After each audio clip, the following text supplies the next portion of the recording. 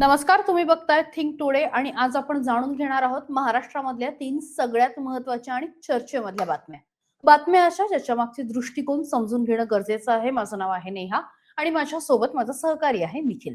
पहिली बातमी आहे मनोज जरांगे पाटील यांच्याबाबतची. येत्या 29 तारखेला पुन्हा एकदा मनोज जरांगे हे आंदोलन करणार आहेत. नेमकी त्यांची भूमिका काय आहे, यावेळेस त्यांचं म्हणणं काय आहे, सगळं सविस्तरपणे जाणून घेऊया निखिलकडून. 29 ऑगस्ट 2023ला मनोज जरांगे पाटील यांनी पहिल्यांदा अंतरवाली सराटी इथं उपोषणाला सुरुवात केली होती आणि तेव्हापासनं त्यांचं हे जे आंदोलन आहे मराठा आरक्षणाच्या संदर्भातलं, ते सातत्यानं चर्चेत राहिलेलं आहे. गेल्या 3 वर्षाच्या काळात जरांगे पाटलांनी अनेक आमरण उपोषणं केलेली आहेत. जवळपास 5 ते 6 वेळा ते स्वतः आमरण उपोषणावर बसलेले आहेत. मुंबईवर मोर्चा 1 वेळ, 2 वेळ काढलेला आहे. त्यामुळं ह्या आरक्षणाची दखल घेणं, या संदर्भात चर्चा करणं महत्त्वाचं ठरतं. आत्ता जेव्हा जरांगे पाटील यांनी पुन्हा एकदा मुंबईच्या दिशेने कूच करण्याची घोषणा केलेली आहे, आझाद मैदानावर आंदोलन करण्याची घोषणा केलेली आहे, तर त्यांच्या नक्की मागण्या काय आहेत ते समजून घेणं सुद्धा महत्त्वाचं ठरतं. या हे आरक्षणाचं आंदोलन जेव्हा सुरू झालं, तेव्हा 7 सप्टेंबर 2023ला तत्कालीन मुख्यमंत्री एकनाथराव शिंदे यांनी शिंदे समिती स्थापन केली होती, न्यायमूर्ती शिंदे समिती. न्यायमूर्ती संदीप शिंदे यांच्या नेतृत्वाखाली. तर त्या समितीचा जे काही त्यांचं जे प्रमुख काम होतं त्या समितीचं, ते असं होतं की मराठवाड्यातल्या आणि महाराष्ट्रातल्या ज्या कुणबी मराठा नोंदी आहेत त्या शोधणं आणि त्यानुसार मराठा समाजातला कुणबी अंतर्गत म्हणजे ओबीसी अंतर्गत आरक्षण देणं, हे त्यांचं प्रमुख काम होतं. तर किती नोंदी शोधल्यात? तर साधारणतः 58 लाख या समितीनं नोंदी शोधल्यात, असं आत्तापर्यंतचा दावा करण्यात येत होता सरकारतर्फे आणि मनोज जरांगे पाटील यांच्यातर्फे सुद्धा. आणि हाच प्रमुख मुद्दा हा जो आहे तो वादाचा ठरलेला आहे आत्ता. कारण 58 लाख नोंदी ह्या 2023 नंतर सापडल्यात का आत्तापर्यंतचे सगळे कुणबी मिळून नोंदी 58 लाख आहेत, हा प्रमुख मुद्दा आहे आणि त्यावरूनच हे आंदोलन पुन्हा एकदा चिघळण्याची चिन्ह दिसतायत. मराठा आरक्षण मंत्रिमंडळ उपसमितीची जी समिती आहे त्याच्यामध्ये विखे पाटील हे त्याचे अध्यक्ष आहेत, इतर काही मंत्री आहेत. तर ही या उपसमितीचे मंत्री मनोज जरांगे पाटील यांना भेटायला गेले होते 2 दिवसापूर्वी आणि तिथे त्यांची प्रेस कॉन्फरन्स देखील झाली होती. माध्यमांसमोरच त्यांची सविस्तर चर्चा झाली होती. त्यामध्ये त्यांनी सांगितलं होतं, की 2023 नंतरच्या 58 लाख नोंदी असं गृहीत धरतायत जरांगे पाटील आणि सरकार म्हणतंय, की आत्तापर्यंतच्या सगळ्या नोंदी ज्या आहेत त्या 58 लाख आहेत आणि हा मला वाटतं वादाचा मुद्दा ठरू शकतो आणि त्यातूनच मग हे आंदोलन आता पुढची काय दिशा घेतं, हे पाहणं सुद्धा महत्त्वाचं असणार आहे. आता ह्या ज्या 58 लाख नोंदी आहेत ना, त्याचं सेग्रिगेशन करणं सुद्धा महत्त्वाचं आहे. म्हणजे या 58 लाख पैकी 2023 नंतर किती मिळालेत, त्याच्या आधी किती होत्या? सरकारी आकडेवारी पाहायची झाली तर सरकारच्या म्हणण्यानुसार 2023 नंतर फक्त 14 लाख कुणबी नोंदी सापडलेल्या आहेत आणि 2023 पूर्वीच्या या 38 लाखच्या आसपासच्या नोंदी आहेत आणि अशा एकूण साधारण 58 लाख 59 लाख नोंदी शिंदे समितीला सापडलेल्या आहेत. आता नोंदी सापडल्यात म्हणजे इतक्या लोकांना कुणबी प्रमाणपत्र मिळाले किंवा ओबीसी अंतर्गत आरक्षण मिळाले असा त्याचा अर्थ होत नाही. 58 लाख नोंदी आणि त्यातही फक्त 14 लाख 2013 नंतर आणि त्यातही या 14 लाखापैकी फक्त 8 लाख कुणबी नोंदी यांना म्हणजे त्या ज्या नोंदी आहेत त्यांची वंशावळ जुळू शकलेली आहे किंवा त्यांना प्रमाणपत्र देण्याची प्रक्रिया सुरू झालेली आहे.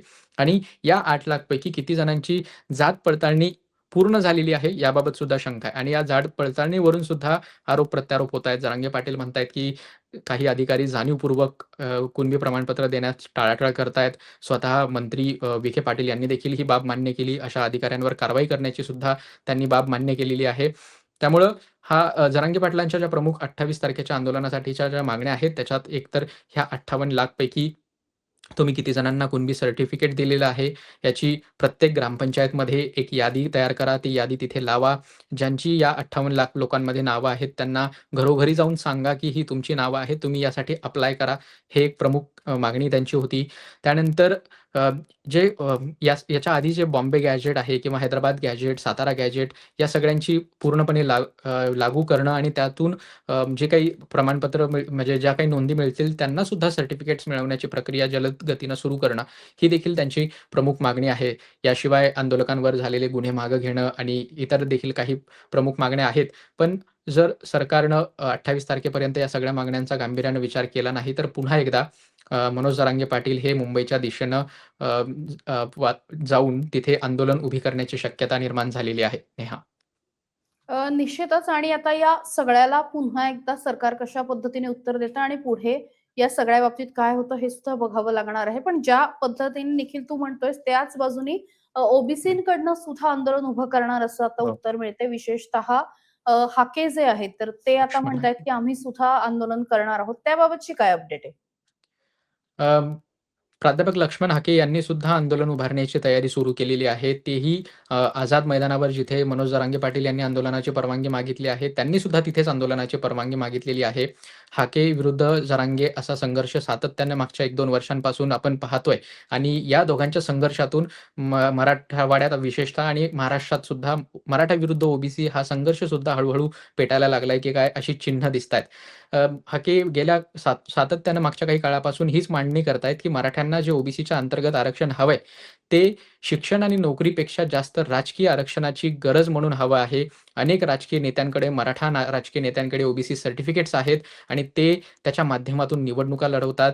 ओबीसीच्या, धनगराच्या किंवा कुठल्याही ओबीसी वर्गातल्या जातीच्या व्यक्तीच्या हातात झेंड्याची दोरी असावी असं मराठा समाजाला किंवा जरांगेंना वाटत नाही, म्हणून ते सातत्याने अशा पद्धतीने मांडणी करत असतात. असा आरोप हे नेहमी लक्ष्मण हाके हे सातत्यानं जरांगे पाटील यांच्यावर करत असतात आणि त्यांनी आत्ता सुद्धा अ, फडणवीस, मुख्यमंत्री फडणवीस असू देत, एकनाथ शिंदे असू देत किंवा सत्ताधारी सर्वांनाच हे सातत्यानं जरांगेंना अशा प्रकारे पडती वागणूक देण्याच्या संदर्भात ते बोलत असतात. ओबीसींचं कुठलंही म्हणणं ऐकून घ्यायचं नाही आणि जरांगेंना मात्र सातत्यानं बोलण्यासाठी त्यांच्या प्लॅटफॉर्म द्यायचा, त्यांना भेटीगाठी घ्यायच्या त्यांच्या, हा आरोप त्यांनी सातत्यानं हाके यांनी जरांगे पाटलावर आणि सरकारवर सुद्धा केलेला आहे. त्यामुळे जर हाकेंना परवानगी मिळाली तरी देखील जरांगे पाटील नाराज होऊ शकतात किंवा जरांगेंना परवानगी मिळाली तर ओबीसी आणि हाके हे देखील कशा पद्धतीने भूमिका घेतील हे सुद्धा महत्त्वाचं आहे. म्हणजे काहीही झालं तरी दोघं एकत्र आले आणि हा संघर्ष पुन्हा अटळ होऊ शकतो. निश्चितच आणि त्यामुळे सरकार पुढे निश्चितच एक चक्रव्यूह आहे आणि पुढच्या हं, काळामध्ये त्याची कशी सोडवणूक होते हे आपल्याला बघावं लागणार आहे. पुढची बातमी जी आहे ती सुद्धा महाराष्ट्रासाठी तितकीच महत्त्वाची आहे. तर ती आहे एम-पी-एस-सीच्या हं, बाबतीमध्ये. विशेषतः हं, एम-पी-एस-सीचा पेपर पुन्हा एकदा फुटल्याची घटना समोर आलेली आहे आणि अत्यंत दुर्दैवी गोष्ट आहे. म्हणजे नीटचा पेपर फुटला, टी-ई-टीचा पेपर फुटला आणि त्याच्यानंतर एम-पी-एस-सी. शिक्षण व्यवस्थेमध्ये जे काही सध्या महाराष्ट्रामध्ये घडतंय म्हणजे लाखो विद्यार्थ्यांच्या भवितव्यासोबत जो काही खेळ होतोय, काही लाखांसाठी खेळ होतोय, अशा पद्धतीच्या गोष्टी आता समोर आल्यात आणि आता ह्यावेळी जे काही समोर आलं ना, ते जास्त मला वाटतं इंटरेस्टिंग आहे, की त्याचा उलगडा नेमका कशा हं, पद्धतीने झाला. तर झालं असं, की ऋतुजा पाटील नावाची मुलगी आहे, कॅन्डिडेट आहे आणि ती राज्यामध्ये 5व्या नंबरनी एम-पी-एस-सीमध्ये आली. मात्र या हं, सगळ्यामध्ये ऋतुजाच्या प्रियकरांनी सांगितलं, की तो पेपर फुटलेला होता. आता हे प्रकरण कसं समोर आलं, तर ऋतुजाचे वडील आहेत, त्यांचं नाव आहे अमृत पाटील. अमृत पाटील कोण आहेत? तर शिक्षक आहेत व्यवसायाने. त्यासोबतच नंदुरबारच्या झेडपी शाळेमध्ये ते शिकवतात. आदर्श शिक्षक पुरस्कार वगैरे मिळालेला आहे. तर यांनी हं, मुलीच्या प्रेमापोटी जवळपास 12 लाख रुपयांना हा पेपर विकत घेतला. विकत हं, कोणाकडनं घेतला? तर एम-पी-एस-सीच्या 3 अधिकाऱ्यांकडून घेतला. सुरुवातीला हं, 5 लाख रुपये दिले, उरलेले पैसे नंतर देणार होते. आणि त्यामुळे खरं तर म्हणजे 40,000 प्रामाणिक विद्यार्थ्यांच्या मेहनतीवरती एक प्रकारे ऋतुजाच्या हं, वडिलांनी स्वतःकडे असलेल्या पैशाने पाणी ओतलं असं म्हटलं तर चुकीचं ठरणार नाही. पण जेव्हा हं, त्यांनी मुलीला पेपर दिला, तेव्हा मुलीचं रिलेशन सुरू होतं गौरव पाटील नावाच्या दुसऱ्या एम-पी-एस-सी करणाऱ्याच ॲस्पिरंट मुलासोबत आणि तिने प्रेमापोटी आपल्या बॉयफ्रेंडला अर्थात गौरवला तो पेपर शेअर केला. आता गौरवने त्याचा अभ्यास केला नाही, मात्र ऋतुजाने त्या पेपरचा अभ्यास केला. त्यातले 70 पेक्षा जास्त प्रश्न हे त्या परीक्षेमध्ये आले आणि ऋतुजा राज्यामध्ये 5वी आली. 5व्या क्रमांकाने ती एम-पी-एस-सी उत्तीर्ण झाली. त्यानंतर गौरवला असं लक्षात आलं, की कदाचित ही आता आपल्यापासून दूर जाईल. ही आता अधिकारी झालेली आहे आणि म्हणून त्यांनी एम-पी-एस-सीला हा पेपर आधीच फुटल्याचा मेल केला. त्या हं, मेलमध्ये त्यांनी काही ऋतुजासोबतचे WhatsApp चॅट सुद्धा जोडले आणि हं, त्यानंतर त्यांनी दुसऱ्या दिवशी असं सांगितलं, की दुसऱ्या दिवशी परत एक मेल केला आणि त्यामध्ये सांगितलं, की मी तो बनाव केलेला होता आणि कुठल्याही परिस्थितीमध्ये पुन्हा परीक्षा व्हावी यासाठी मी तो बनाव केलेला होता. पण अशा पद्धतीने जेव्हा चॅट आणि इतर गोष्ट एखादा माणूस जोडतो, तेव्हा एम-पी-एस-सीनी तात्काळ हे प्रकरण सीरियस घेतलं आणि त्यामध्ये हं, सध्या 3 अधिकाऱ्यांना अटक झालेली आहे. एक शिक्षक म्हणजे ऋतुजाच्या वडिलांना अटक झालेली आहे. ऋतुजा हं, सध्या फरार आहे आणि या व्यतिरिक्त एका अवर सचिवाला सुद्धा अटक झालेली आहे. आता हे हं. प्रकरण म्हणतात की म्हणजे लव्ह अँगलमुळे समोर आलं. समोर असं आलं. जरी असलं, तरी ज्या पद्धतीने हे सगळं शिक्षण व्यवस्थेमध्ये महाराष्ट्रामध्ये होतंय, हे अत्यंत गंभीर आहे. म्हणजे एकतर हं, परीक्षा घ्याव्यात यासाठी मुलांना वारंवार आंदोलन करावं लागतं. त्याचे वेगळे प्रश्न निर्माण झालेले आहेत आणि त्यानंतर आता एम-पी-एस-सीच्या परीक्षा होतात, तर अशा पद्धतीने पेपर फुटी होत आहेत. आपल्या परीक्षा यंत्रणेमध्ये किती लूप्स आहे, सरकार कितीही वारंवार सांगत असलं, तरी किती मोठ्या प्रमाणावरती अशा पद्धतीने गोष्टी होऊ शकतात, याचं हे सगळं हं. उदाहरण आहे निखिल. बरोबर. आणि मग यासोबतच त्याला जे काही आंदोलनाची पार्श्वभूमी येते किंवा राजकीय रंग लावले जातात ते सुद्धा आहेतच. याच्या माध्यमातून जी काही नावं या म्हणजे जोडली जात आहेत या प्रकरणाशी त्याच्यामध्ये रोहित पवार यांच्यावर देखील आरोप केले जात आहेत. तसंच अभिमन्यू पवार यांच्यावर देखील आरोप केले जात आहेत, जे भाजपचे आमदार आहेत. आणि हे दोघंही एम-पी-एस-सीच्या मुलांच्या प्रश्नांशी निगडीत मुद्दे वारंवार उचलत आलेले आहेत.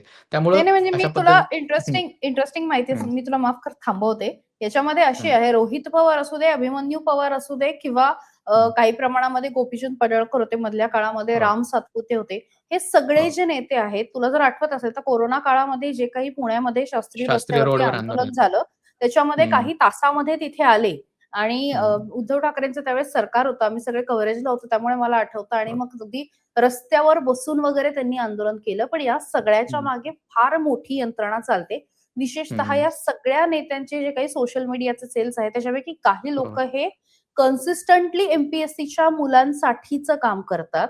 मला हे बरोबर. अजूनही कळत नाही, की हं, जर तुम्ही नेते आहात, तुम्ही त्या-त्या भागाचे आमदार आहात, तर तुम्ही एम-पी-एस-सीच्या मागे का लागता? आणि जेव्हा याचा शोध हं, घेतला, तेव्हा समोर हं, आलेल्या गोष्टी फार अ, अ, आश्चर्यात पाडणाऱ्या होत्या.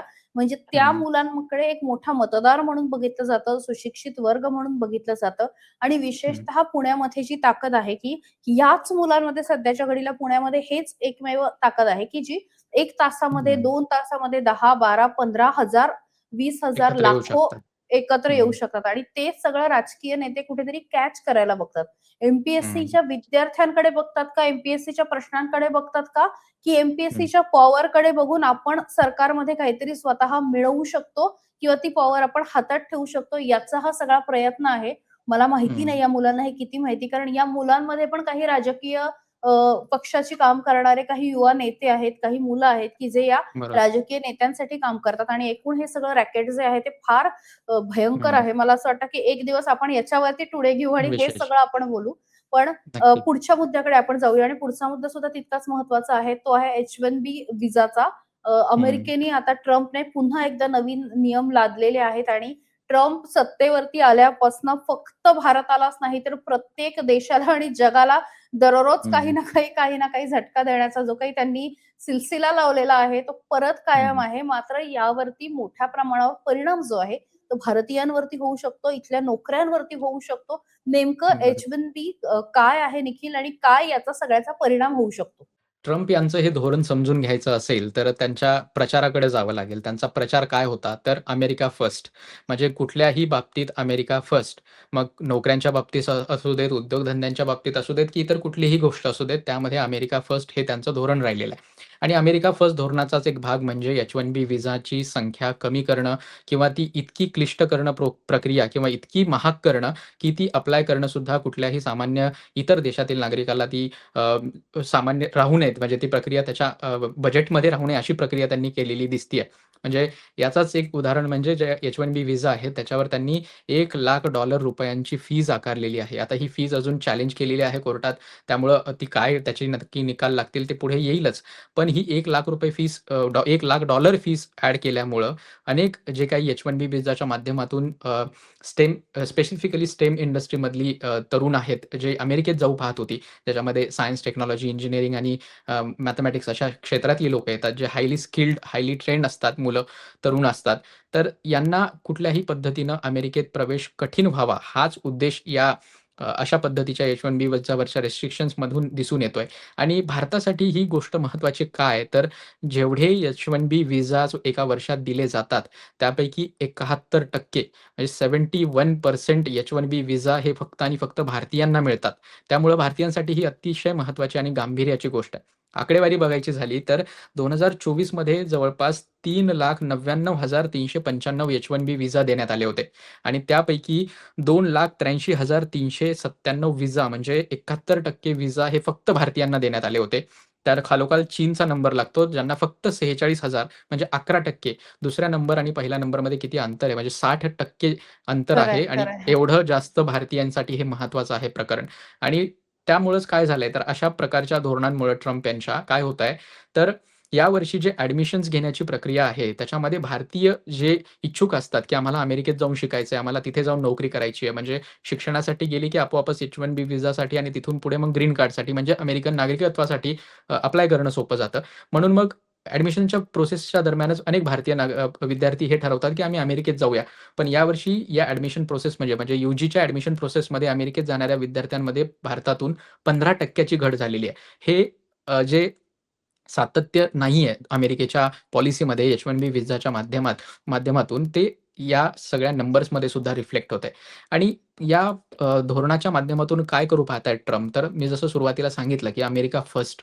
अमेरिका फर्स्टच्या माध्यमातून ते अमेरिकेतील नागरिकांना नोकरी किंवा रोजगार मिळवण्यासाठी प्रयत्न करताना दिसतायत. म्हणजे भारतीय जे नागरिक आहेत ते स्वस्त रोजगार आहेत आणि ते अमेरिकेत कमी पैशामध्ये नोकरी करतात आणि त्यामुळं मग तिथल्या देखील कंपन्या प्रॉफिटच्या नादामध्ये प्रिफर करतात, की भारतीय किंवा इतर कुठल्याही देशातले नागरिक आमच्याकडे यावेत. त्यांनी इथे नोकरी करावी, नंतर हळू-हळू नागरिकत्वाकडे ते जातात मग. पण अशा पद्धतीच्या पॉलिसीजला ट्रम्प यांचा नकार आहे आणि त्यांनी अमेरिकेतील नागरिकांवरच म्हणजे एकतर त्यांनी ही प्रोसेस महाग केल्यामुळं काय झालंय, तर जे सिलेक्टिव्ह लोकं आहेत आणि जे क्रीमी लेयर आपण म्हणतो, की फक्त क्रीमी लेयरमधलीच व्यक्ती किंवा मुलं तिथे येतील आणि एकतर त्यांच्यासाठी हे चांगलंही आहे. म्हणजे अमेरिकेच्या बाबतीत अमेरिका एवढी सुपर पॉवर कशी झाली हे बोलताना नॉलेज इज पॉवर जे तत्व आहे ते लागू होतं. कारण असे जगातले सगळ्यात क्रीमी लेयरमधली लोकं ज्ञानाच्या बाबतीत असेल, संपत्तीच्या बाबतीत असेल, ती सगळी लोकं अमेरिकेत हळू-हळू शिफ्ट झाली, तिथे स्थायिक झाली आणि त्यामुळं अमेरिकेत सुपर पॉवर बनण्यात ही पॉलिसी जी आहे स्थलांतरितांची म्हणजे अमेरिकाच स्थलांतरितांनी बनलेली आहे असं म्हणतात. तर ही खूप महत्त्वाची ठरली होती आणि हाच मुद्दा अमेरिकेसाठी महत्त्वाचा आहे. म्हणून कोणत्याही नागरिकांनी येण्यापेक्षा फक्त सिलेक्टिव्ह त्यात म्हणजे हे महाग करण्यामागे काही सिलेक्टिव्ह म्हणजे क्रीमी लेयरमधलीच माणसं तिथे यावीत, हाही एक विचार ट्रम्प यांचा असू शकतो असं म्हटलं तर काही वावगं ठरणार नाहीये. निश्चितच त्याच्यावरती आपण काही तज्ञांची मतही जाणून घेणार आहोत. H-1B मध्ये कामासाठी जे जाणार आहेत लोक, विद्यार्थी नसणारे, त्यांच्यासाठी त्या मानाने परिस्थिती गंभीर नाही आहे. हे गंभीर आहे पण त्या मानाने नाही आहे विद्यार्थ्यांच्या तुलनेत. याचं कारण की त्या कंपन्या ज्या त्यांना घेणार आहेत त्यांना जर असं वाटलं की $33,000 ॲडिशनल देऊन हा माणूस आपल्याला पाहिजे तर ते करतील. त्याच्यामध्ये काही चिंता नाही आहे. नवीन ह्याच्यासाठी रिन्यू करायला तर प्रश्नच नाही आहे. विद्यार्थ्यांच्यासाठी मात्र हा एक मोठा इश्यू आहे असं माझं मत आहे.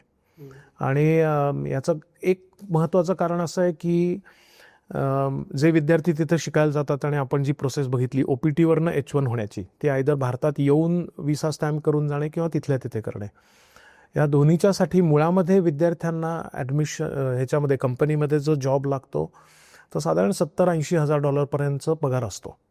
अगदी चांगलं असेल तर 1 लाखापर्यंत जातं, अगदीच एक्सेप्शनल असेल तर 1.5 लाखापर्यंत जातं. तर फक्त MS केलं आणि एकदम 2 लाखाची असं तुरळक असतात. जनरली 1 लाखपर्यंत आपण म्हणूया. 1 लाख पगार आणि 1 लाख विसा फी, 33,000 जरी पर वर्ष इयर म्हटलं तरी सुद्धा हे खूप होतं. मग तिथे कंपन्या विचार करतील की हे एवढं सगळं देण्याच्या ऐवजी आम्ही एखाद्या अमेरिकन माणसाला जॉब देऊ. आणि हे एक्झॅक्टली मागा मेक अमेरिका ग्रेट अगेन मध्ये ट्रम्पला हवंय. आणि आश्चर्य असं मला वाटलं की इलॉन मस्क ज्यांनी त्याच्याविरुद्ध फारकत घेऊन नवीन पक्षाची स्थापना करण्याची घोषणा केली, इलॉन मस्कनी असं सांगितलं की माझा ह्याला पूर्ण सपोर्ट आहे. आणि त्यातही गंमत अशी आहे की इलॉन मस्क हा स्वतः इमिग्रंट आहे. तर म्हणजे खूपच विचित्र चित्र हे आपल्याला दिसतंय. धन्यवाद या मुद्द्यावरती निखिल, तू आज जॉईन झालास आणि महाराष्ट्रासाठी आपण हे 3 मुद्दे एक्सप्लेन केले, सोप्या भाषेत तुम्हाला समजतील असे एक्सप्लेन केले. तुम्हाला नेमकं काय वाटतंय, तुमची मतं कमेंटमध्ये जाणून घ्यायला आवडतील. बघत रहा थिंक टुडे.